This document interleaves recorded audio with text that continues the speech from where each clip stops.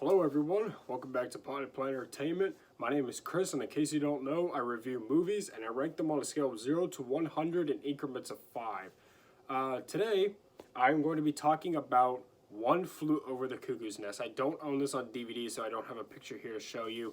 I watched this on Netflix. It is on Netflix, and I highly recommend that you check out this movie because One Flew Over the Cuckoo's Nest is a masterpiece, and as soon as I get the chance, I'm going to own this movie because this movie is incredible. So before I go on talking about how great this movie is, let me tell you a little bit about it. So it was released in 1975, and it stars Jack Nicholson, Louise Fletcher, Danny DeVito, Christopher Lloyd, Will Sampson, and Brad Dourif. It was directed by Milos Forman, and it is produced by Michael Douglas, Martin Fink, and Saul Zane. I don't know.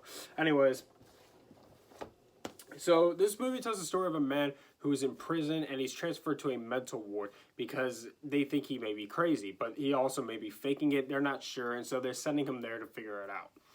And when he is there, he makes friends with the other patients, and he also clashes with the head nurse. And this tells the story of his time spent at this mental ward. This movie won 5 Academy Awards, and including Best Picture. In fact, this movie is so good, it beat out Jaws for Best Picture. Jaws.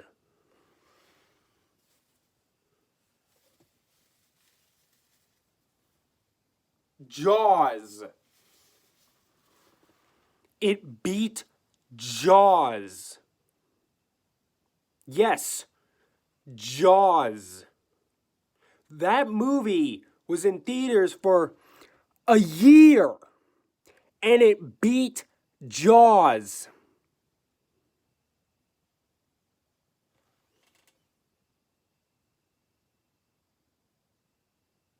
That's impressive, to say the least. It beat a movie that was so popular that was in theaters for almost a year. It broke the box office record. It was the first movie to get $100 million, and it was the first movie to have its own line of merchandise. All that Jaws. But that movie didn't win Best Picture. This movie did. Now, you would think, well, Jaws got screwed over. But I'm telling you, this movie is incredible. I don't know if I like it better than Jaws, but gosh, this is a really, really good movie. So let me get into my pros with this. The acting in this movie is amazing. Amazing. 2 actors won an Oscar award in this movie. Jack Nicholson and Louise Fletcher. Jack Nicholson won Best Actor in a Leading Role. Louise Fletcher won Best Actress in a Leading Role. Yes, I'm serious. 2... So it won 5 Oscars in total. The characters in this movie are great. They're so great. They're so likable. They're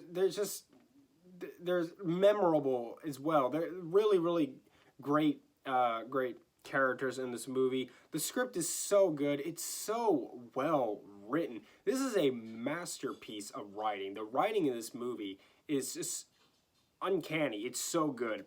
It's actually kind of funny. There's a few funny moments in this movie. This movie is heartwarming, but it's also not.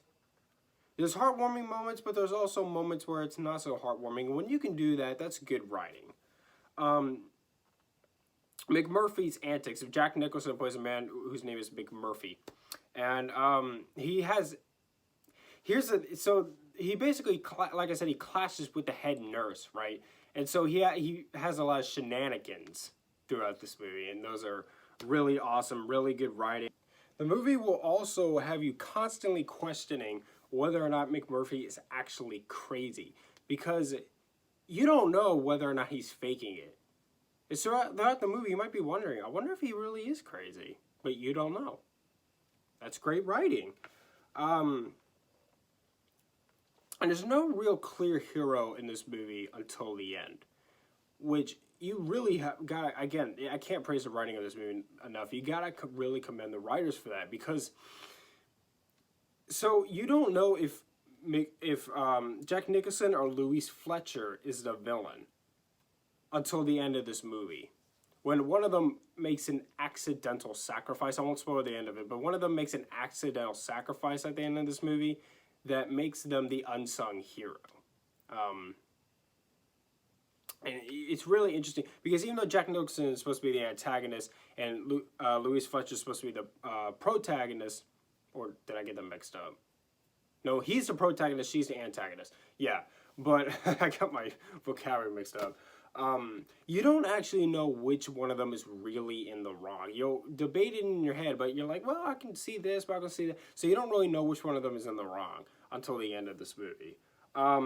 This movie has a lot of deep meanings. There's a lot of